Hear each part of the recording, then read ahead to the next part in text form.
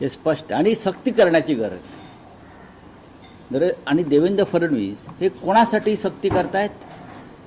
त्यांचा उद्देश काय? त्यांना मुंबई महाराष्ट्रामध्ये कोणाला वाढवायचं आहे? त्यांनी मराठी माणसाचा विचार करावा, त्यांनी मराठी भाषेचा विचार करावा, मराठी शाळा अभिजात कराव्यात बरं का.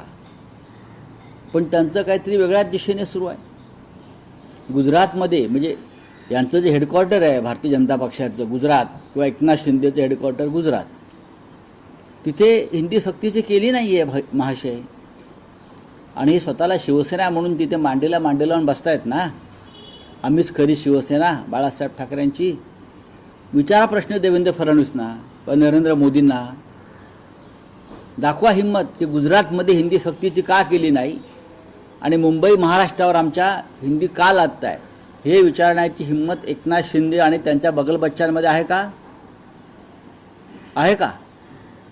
कसल्या बैठका घेताय? काल म्हणे एक बैठक झाली. अरे बैठका कसल्या घेताय हिंदीवर? एक आदेश काढा आणि संपून टाका विषय.